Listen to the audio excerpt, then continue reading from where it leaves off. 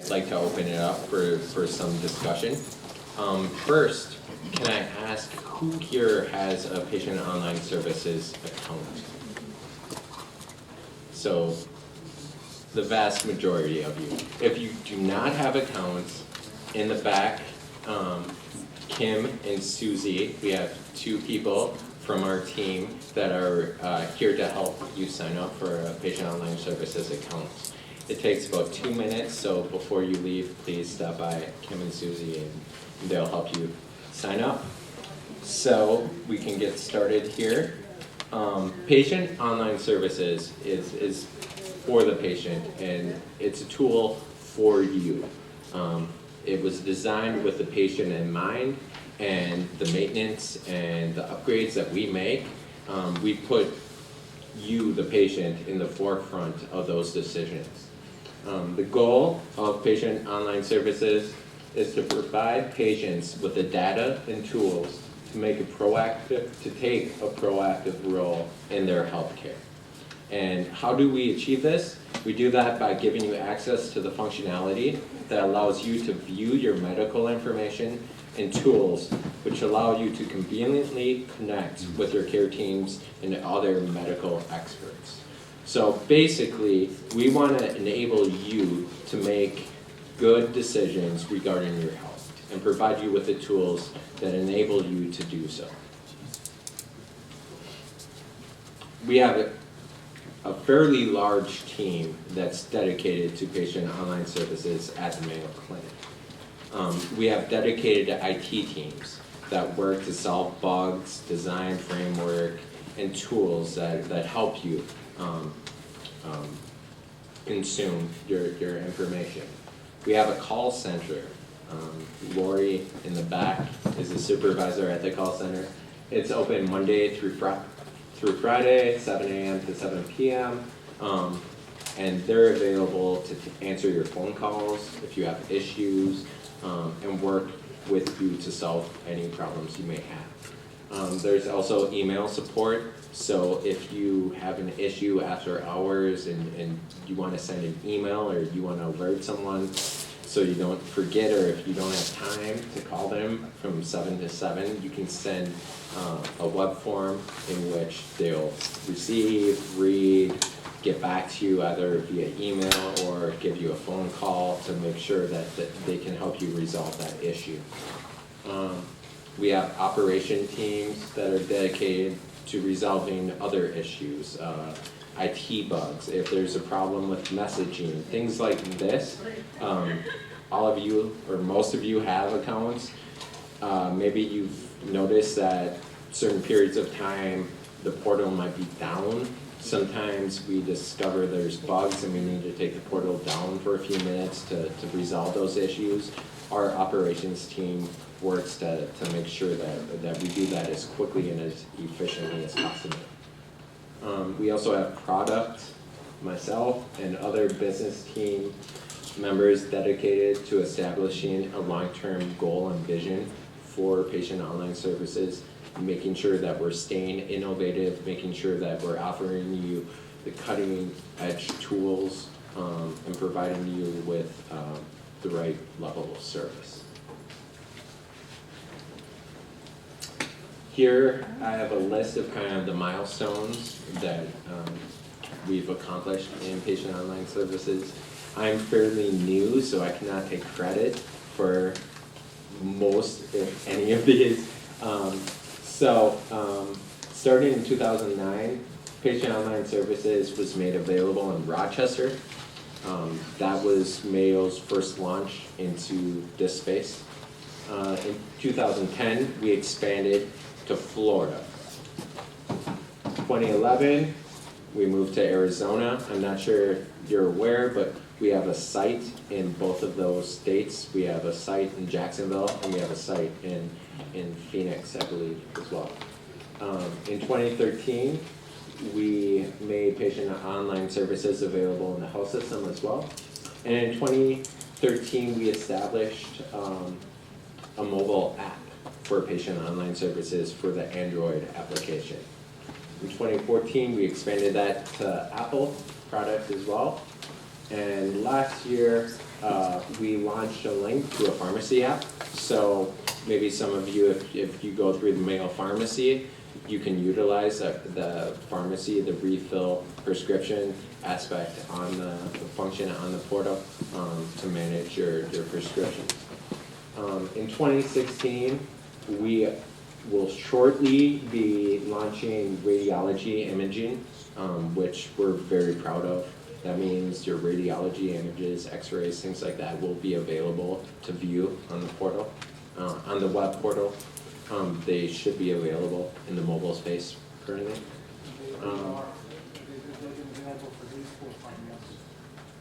On the mobile? Yeah, on the mobile device, yeah, correct. On the web, we're just launching them on the web. So if you go online on your laptop or desktop, starting, I believe, January 15th, you will be able to view radiology images in Rochester. And then in 2018, we are going to be integrating our portals and have one unified portal. Right now, we have 4 different portals, and I'll explain that later in the presentation.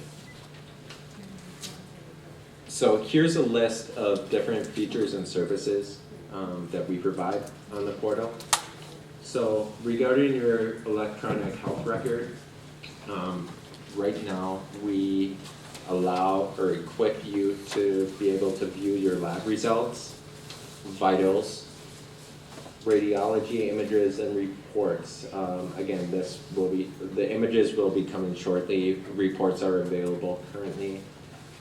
Clinical notes, pathology reports, lists of your immunizations, allergies, medications. I have lab results twice, I apologize for that. We have secure messaging, view and pay bill, so you can manage your bill through the portal. Prescription fill and renewal, proxy access, so if you have children, you can be granted proxy access so you can view their medical information and manage their healthcare. Appointment requests and express care online or e-visits. Again, we offer Monday through Friday, 7 a.m. to 7 p.m. support. That's call center support, so again, if you have issues, you can call and someone will help you resolve whatever issue you may be facing. So, previously I mentioned that we have 4 different platforms. How many of you have been seeing, not just at Rochester, but maybe in Arizona, Florida, or within the health system? In the health system. A few people in the very back. If you have been seen at multiple sites, you'll encounter a screen like this, where you'll be given an option to select Arizona, Rochester, Florida, or the health system. That's because for each different site, we have a different online platform. They're not integrated currently. Our plan in 2018 is to provide you with one integrated platform. But currently, unfortunately, all of our different sites have a different patient online service platform. We have a mobile app. How many of you have the mobile app? Okay, that's great. If you don't have the mobile app, you can go to the Apple Store or Android Play and download. The mobile app allows you to have an aggregated view of your health records, whereas the web format, you have to choose between Arizona, Florida, Rochester, and the health system. On the mobile app, everything is aggregated and integrated into one. So if you have test results in Arizona and test results in Rochester on the web, to view those test results, you would have to go to the Arizona platform and to the Rochester platform. They're not aggregated, but on the mobile application, currently they are aggregated. So that's a benefit to the mobile app. So if you do not have the mobile app, I strongly suggest that you download that app. There's additional features too for the mobile app.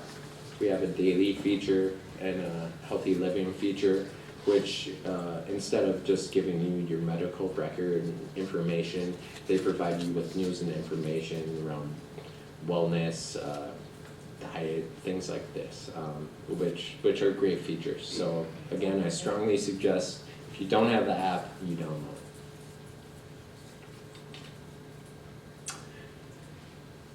The future state of patient online services. One fully integrated patient online service platform. In 2018, we are planning to integrate Arizona, Florida, the health system, and Rochester into one platform, similar to what we have on mobile right now. We want to give you more access to your electronic health record. We want to make it so you can view more data, more of your records, and that will help you make more informed decisions regarding your care. More access to convenient care. Previously in the function slide, you might have saw that we have e-visits available. Have any of you submitted an e-visit or express care online before? One person has done that? If you haven't done that, what that is for certain primary care conditions, sinusitis, things like this, influenza, we have different protocols that have been designed by Mayo doctors that ask you and prompt you different questions and allow you to answer them, and depending on your answer, it uses branching logic. So if you answered no, the next question would be different than if you answered yes. And there's about 7 or 8 questions, and depending on your answers, at the end, they'll be able to diagnose what your condition is, and if needed, send a prescription to the pharmacy of choice. So if you feel you have a cold or something like this and you don't want to come in or make an appointment, you can use a Express Care Online or e-visit feature that we have on patient online services to submit a questionnaire, and a person from the Mayo staff will provide you with a diagnosis and possibly a prescription. Yes? Is that free? No, there is a $49 charge that goes with that. However, that charge is covered by most insurance policies. I don't think Medicaid covers it. I'm not sure. That's always been a controversy about that. Okay, I can definitely look into that and make sure that the next PFAC meeting we can have an answer to that question. But off the top of my head, I'm sorry, I don't have an answer for you. And in the future, with your help, with input from the patients, we hope to establish a more user-friendly look and feel to patient online services. We want to make it as easy as possible for you, our patients. So that's our goal. Excuse me, did you have a question as well? I was just curious if it's going to be a possibility to upload any documents, so it's like a two-way communication of like, if I had some medical information that I wanted to send, if it's possible to kind of send that through the portal or through this like function. Through the portal? Yeah. Or so like, you want to know if it's possible for the patient to send attachments basically to your care team, correct? Yeah. In Rochester currently that's not available. In the health system, Arizona and Florida, that is available. Okay. Rochester, there's reasoning why it's not available. In the future, by 2018, when we integrate to the one Mayo platform, that should be a function or a feature that's available for patients to attach and send attachments to their care teams. Okay. Perfect. But we're still kind of working with that, so I cannot give you more specifics, but at some capacity, that should be available. It will be available as well for the care team to send attachments to the patients later on in the future.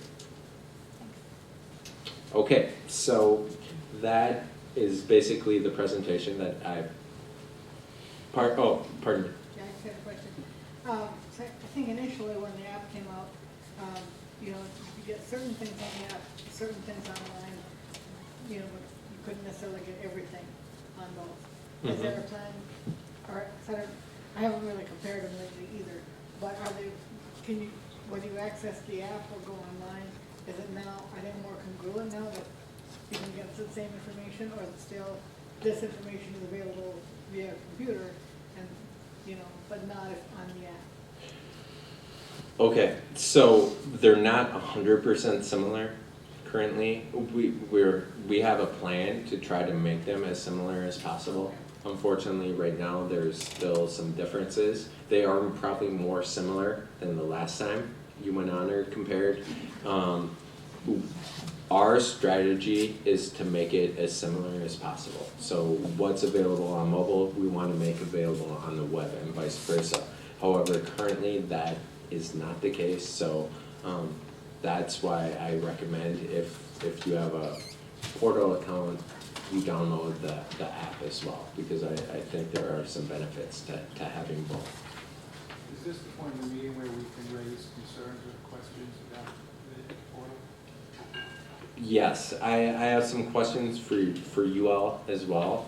So, Fran, I have 45 minutes, right? Yep. So what I'm thinking is, if you guys want to ask questions, we can do 15 minutes of that, and then we can do 20 minutes of that, and then the last 10 minutes, I would like to ask you some questions and get your feedback as well, if that works for you. I was just going to mention 3 different things. First, I've noticed that in gastroenterology, if you take a test like a colonoscopy or a upper endoscopy, the operating procedural reports are not available on the patient's portal. They are in some departments, but they're not in gastroenterology at all. And I have both, and they're not available, they still aren't available.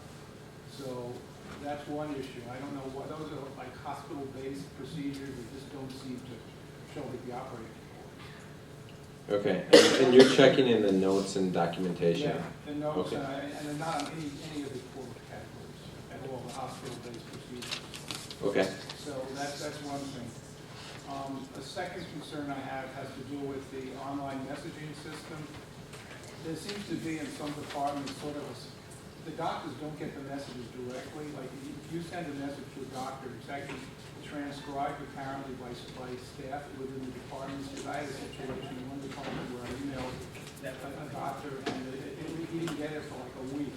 And it turned out that the person who's supposed to collect those and email them, it was backlogged, and so the messaging system was not, the doctors didn't get them promptly. So that's another problem, like what happens to the messages when they're actually given to the department, and then when the department to the doctor.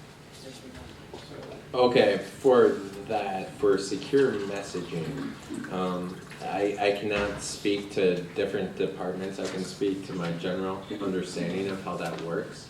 And when you send a secure message through the portal, by email, I assume you mean secure message, right? So when you send a secure message through the portal, you are actually sending that to your care team. So it's not just a physician, but it's the nursing staff that works with that physician as well. And that message should be triaged. Unfortunately, I don't think our physicians are able to, go through every message as soon as it comes in. I think there is a triaging process that the nursing staff should go to. About your specific case, I cannot speak to that. I'm just saying, though, patients and doctors have told me not to use it in some cases, the patient portal, because it's quicker to get a phone call to them and then have them call you back than it is to go through the messaging system, just because of the delay in getting the messages out of the care team staff to the doctor. So that is my second concern. My third concern has to do with the appointments procedure. I've never used the appointments because you can't really, in any department, request specific doctors. you have to just request a time, and even that is not a specific time, it's just an approximation. So you really can't figure out. I'm hoping they change the system so you can actually pick a particular doctor and can actually see if they're available at a particular time and then opt for it, rather than just sort of say, I'd like a Tuesday, in morning, and then find out you have a Tuesday morning 4 weeks later that you can't even meet. So I just think it'd be better if you knew what the vacancies were and could opt into the vacancies rather than send a request and the doctor may not be available then. That's why, for me, it's always better to use the telephone so I can actually negotiate a specific time with a specific provider rather than going through a system which is very general. Yes, to the scheduling question, and as far as requesting an appointment, I can tell you that we are looking in the future, and I cannot confirm a date, we are looking at rolling out direct scheduling, which would allow patients to see basically what you're talking about, different windows in time in different departments, and be able to block or schedule their appointments for that specific period of time. That is something that we're exploring that will not be available probably for at least a few years. Right now, we're going through a transitional period.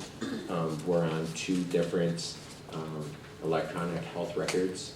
Rochester is on a different one from the health system, Arizona and Florida, and we're in the process of transition to get everyone on the same electronic health record.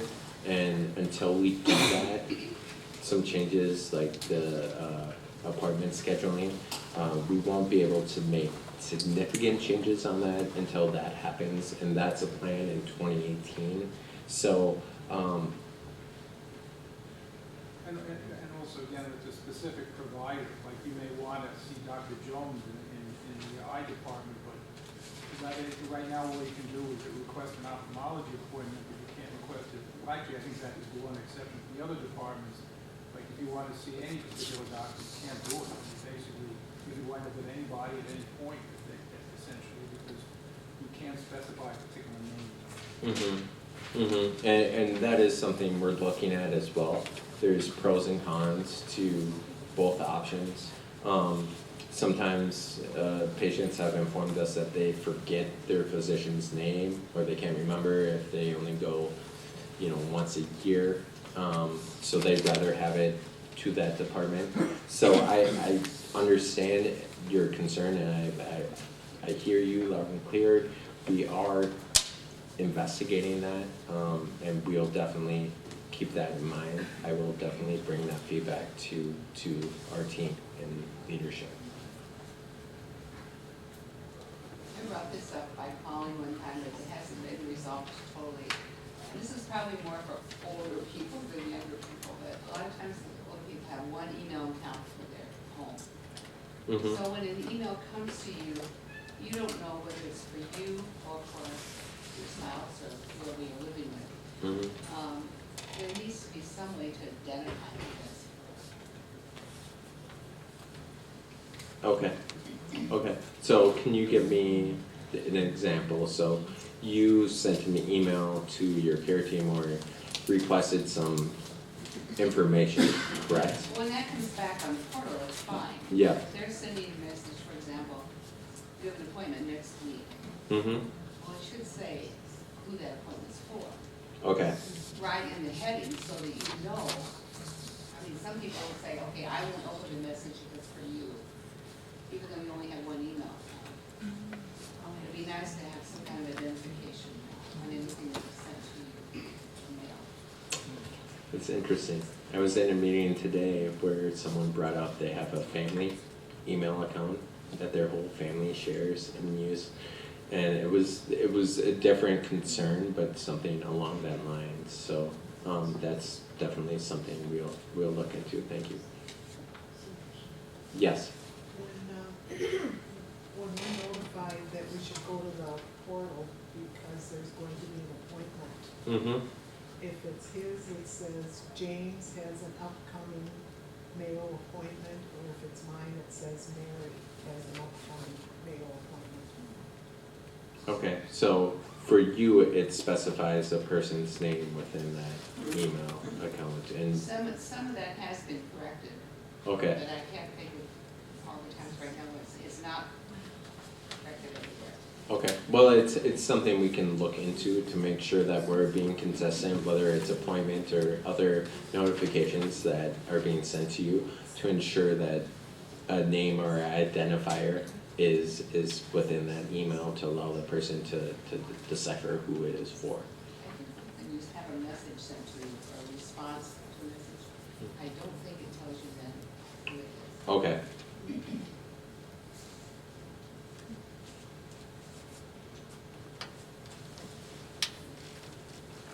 Okay, thank you. Any other questions regarding the portal or issues, concerns that you would like to make available or make notice? So I had some questions for you that I'd like to get feedback on. I'm wondering, just by a show of hands, how many of you are on the portal every month? Okay. The majority of you. Every week? Okay, a few of you. For the people who do not go on every week, what could we do, or what functionality could we add that would make you want to access or interact with a portal more? Can you think of anything off the top of your head that a feature or something that you would like to see on the portal that maybe would draw you to it more, or would want to make you interact with it more? I just came over with another pull-up though. When you do go on the portal, if you go on the portal and you don't access it within, like if you get a call and then you go back, you have to enter your passwords all over again. Mm-hmm. I think it'd be better to stay open just a little bit longer. Okay. You know, rather than kind of constantly go down, because like if I get a phone call, I get on it, I'm out of it already. You know, it doesn't stay open very Yeah. long. Okay, I think there's a 20-minute window and we It's can. like 2 minutes. You know, it's really quick, because I get a lot of phone calls, and I know when I go back to it, it's gone. I'm talking about on a smartphone. Sure. Oh, so the mobile app. The mobile Yeah. app, it seems to go down like Okay. immediately. So if somebody calls me while I was on it, and I get an incoming call, I lose it. Yeah,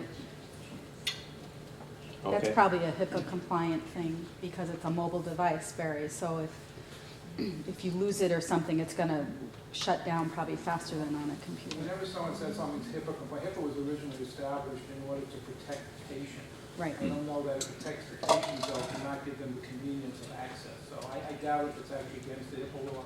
There might be some laws twisting of it, but I don't think it's actually. Well, if you're on your phone and you forget it somewhere, you want it to go off. Mhm. How so- likely is that, though? I mean, It happens a lot, Barry. Not for most people. I still think there should be an option to actually maybe then keep it open longer for those that Yeah. want it, rather than just assume the worst case scenario. Okay, what I can do is we can talk to the mobile team Yeah. to see exactly how long it's open and look into what the HIPAA regulation is. Right. And then we can discuss having it open longer. I just remembered the mobile application, just for your information, it's not just for smartphones. If you have a tablet, an iPad, or a Windows tablet, you can use the mobile app on that as well. So That's good. just another plug for the mobile app. Yes. I don't use the portal other than when I absolutely need it, if I get a message from my physician. I Mhm. use it to reorder prescriptions. So there's really no feature that I need, because if I'm healthy, I'm not needing it. I don't need to check on an appointment or anything, or a test result. It's just those episodes, so I'm probably on it every 3 to 6 months is all. And so as far as the features that it takes, in my personal use, I don't need any more features, because it does what I need it to do when I need it to do it. Okay. So, I think if you're healthy, you might not be using it as much, or maybe it's just me, I don't like to be tied to any kind of a device or anything like that. Okay. Yeah, and as far as appointment making, I still go through the phone, just because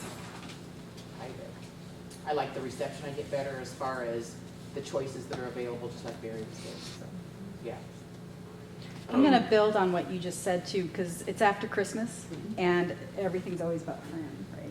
So I got a Fitbit for Christmas and I'm obsessive about looking at my daily steps and my daily, what I'm eating. So I would imagine if the goal is to get people to engage more with the portal, having some kind of tracking ability to sync with our personal wellness devices, things like Fitbits, and I know there's like Jawbones and all kinds of things coming out now with wearable healthy tracking. If that data could be integrated in our medical record data for our providers to access, how meaningful would that be? It would make me want to go on more if it was collecting it all. That, I was just going to ask you that question. Well, Okay. being healthy is great, right? Staying healthy is very important. How can the portal not only present your health information, but help you stay healthy? And we're exploring, looking at integrating Fitbit and other information into the portal as well. So that was kind of the point I was getting at. So thank you, That's great. Fran. Yes. I was gonna say about, what would make me access, the portal or the app more often, would be as if there was a notification that you have an appointment, an appointment's been added to your schedule. I do get it by mail, Mm-hmm. but there was a time back, probably a couple of years now, where I was online looking at the notes and things like that, and I saw a note from this one department that said I'd missed an appointment. Mm-hmm. And I was a little bit upset about that because I never was notified about the appointment. And so then I wrote a little note to them that, no, I was not a no-show, I just was never notified. And so if there was some kind of, like maybe an email or something saying, because I'm not sure what either the electronic health records and that, when that gets added to a person's system, let's say you had an appointment on Monday, and say you've got a note saying, okay, the information from Monday is added there. Well, depending on what it was, you might want to say, oh yeah, what did you say about such and such? Maybe, a person might like to know that, or like I said, the appointment, that a person knows that, oh, okay, then you wouldn't have to wait for the mail to come, because then that's, 2 or 3 days. This way you could, if there was an issue, then you could address it right away as well. And you didn't receive a secure message or email letting you notify you that you had an upcoming appointment? Right, yeah, because at the time, like I said, I had gotten nothing. Okay. And so then sometimes periodically I would go out to the portal to see if there's anything out there to surprise me. Mm-hmm. But, How- I'm sorry to interrupt. How long ago was that? If you probably at know? least a couple of years ago, I think.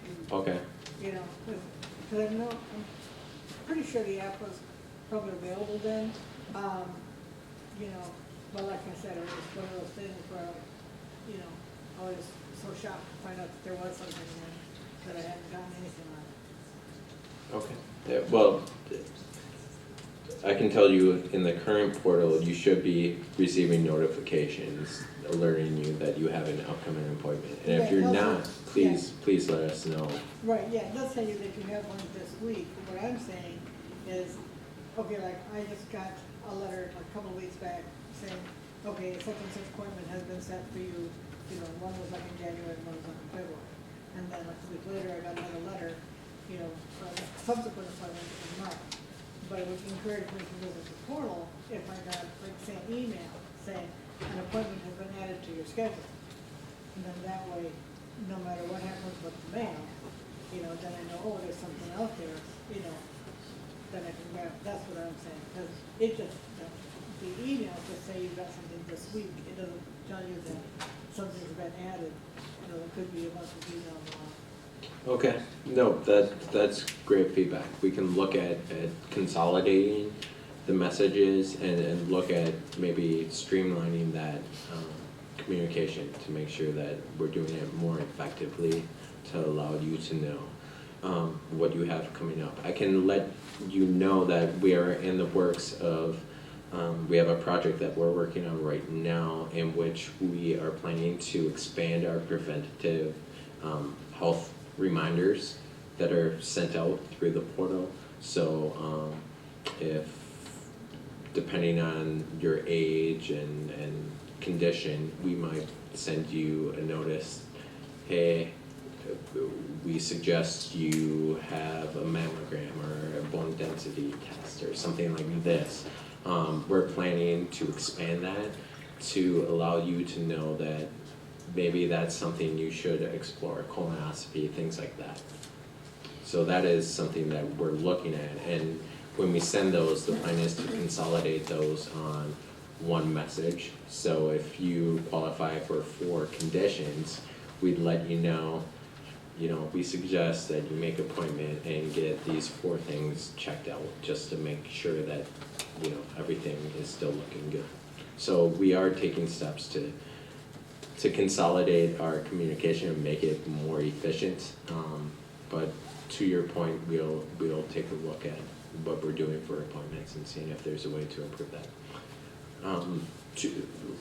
Real quick, please. Yeah, just a quick question. When you get radiology reports, you have to wait 3 days to get that. With regular blood tests and notes, you don't have to wait any days. I'm just wondering, why do they distinguish between the radiology reports not being available for 3 days and all the other reports are available immediately? Including blood tests and other things where you sort of know you're getting bad news out of it too, so I'm not clear why they stick the radiology things out first. The radiology and the pathology, the physicians have to sign off on them before they can be, the process to releasing that information, there's a few more steps within that. So the 72 hours is kind of the standard that we developed. Because I thought that it's 3 days after the radiology person signs off, because it's always 3 days, no matter when the radiology person signs off. Yeah, my understanding is that's to give time to make sure that they go through the different processes that are required to release that information. But it's standard 3 days from Right. when it's, yeah. I'm just suggesting maybe you look at that and give it available the same day that the radiology person releases it, rather than waiting 3 days, even if they've released it 2 days early. Okay, I'm not exactly sure the reasoning. I know there is reasoning and there's a distinct process for releasing that information.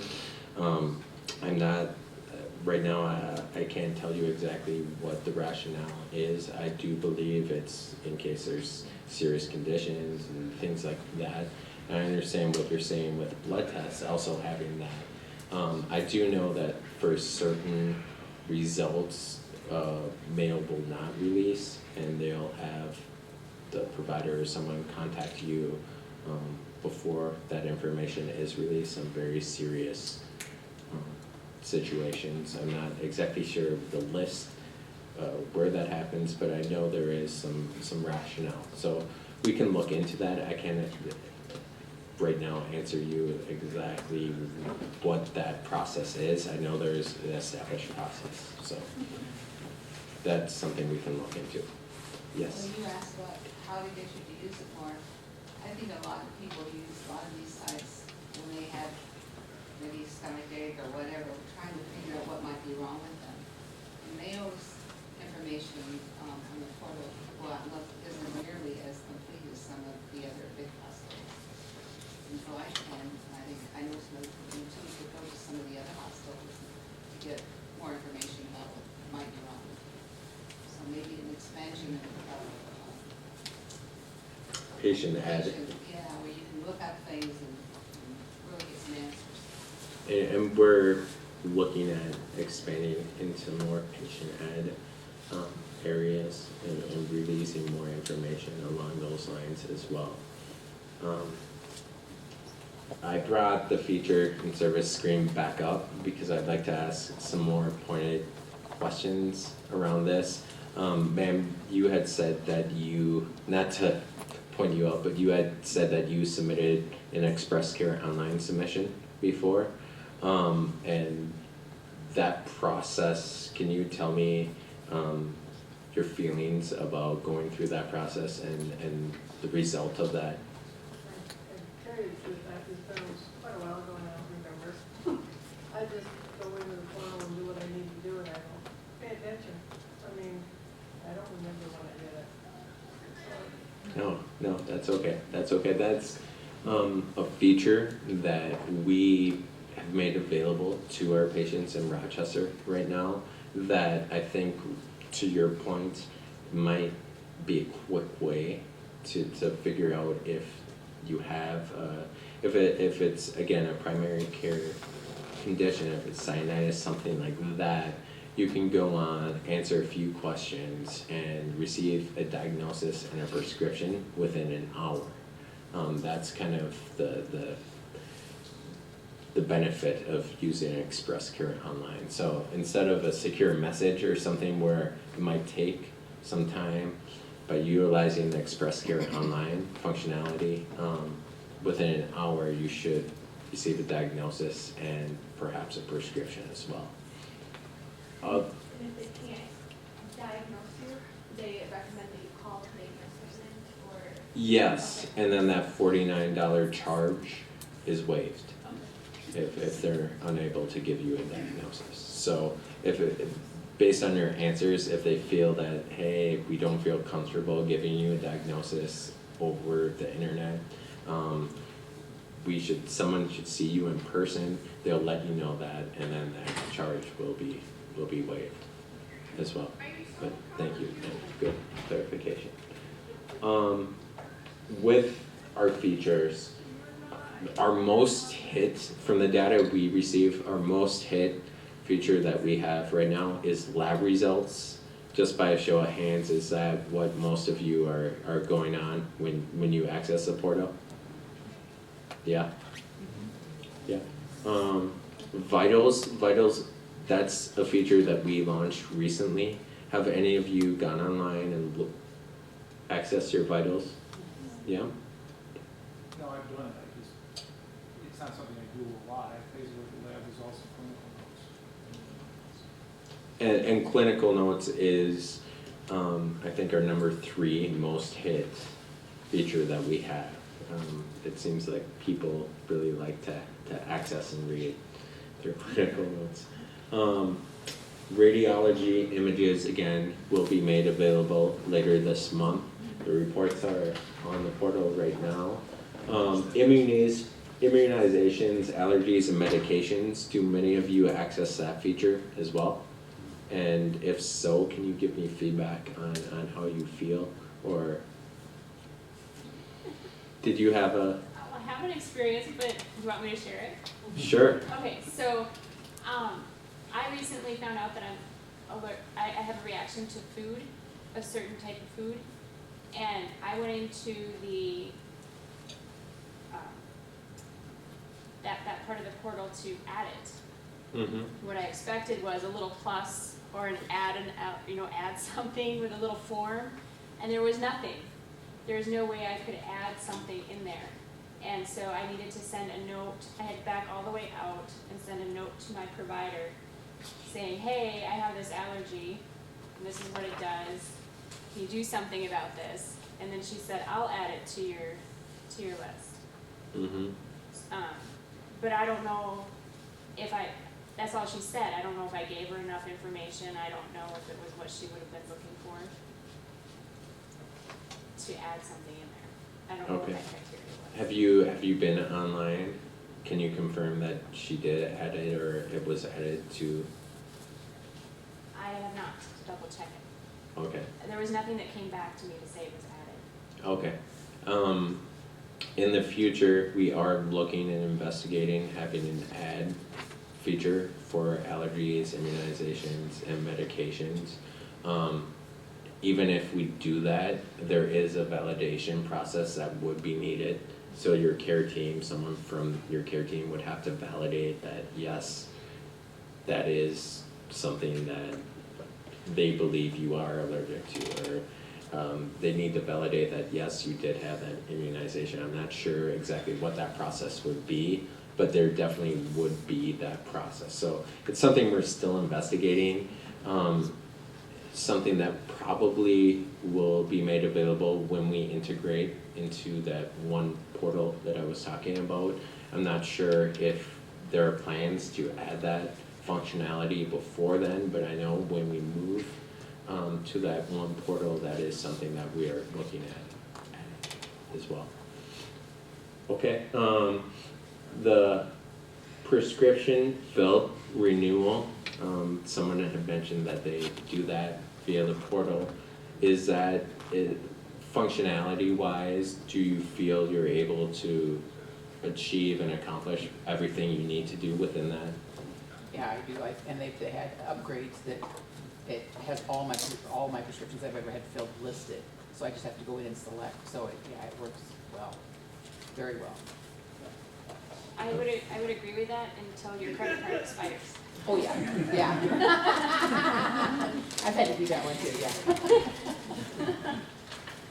But then for me, it was just a phone call. Yeah, you're kicked out of the portal at that point. You can't work in the portal. You gotta go out of it and call somebody. Okay, that is good to know. Okay, well, my time is up. I would like to just say that this is my first PFAC that I've been invited to. Thank you, Fran, for inviting me. Ideally, as I mentioned on my slide, the last slide, with your help, we can create a more user-friendly look and feel and features that our patients really need and want. I'm hoping throughout 2016 I'll have more possibilities to engage with you and get more feedback, and hopefully together we can improve the portal and make it a best-in-class product. So thank you all. Well, we'd love to have you back. And I'm just going to call out, if someone hasn't signed this, I can send this around again. You haven't signed it, it's just an attendance sheet. So just pass it around. Here's a pen, hopefully this pen works. And it's still a pen. Everything I did. And then we do have parking passes. So I'm going to leave them up here maybe. So at the end of the meeting, if you guys want to come up to the stage, I'll just have them out here. You figured it out? Yeah. Thanks. Somehow. Do you need to mute the screen? Oh, probably so. Watch this, there's a button called Projector Image Mute. Perfect. So our next presenter on your agenda is my friend Tom Souther, who is a wonderful usability designer, and I had an opportunity to work with him 2 years ago at Mayo. And he's become a dear friend, and he's brilliant. So he's going to help us. He's going to do a similar exercise where he's got some questions. Yes. And maybe some participation. You don't all have to participate, but I will let Tom explain. Great, thank you. How many of you have heard of human factors? Well, that's what I am, human factors engineer. I went through some schooling and got that label. And with that, in my discipline, we have several tools that we use to try to help things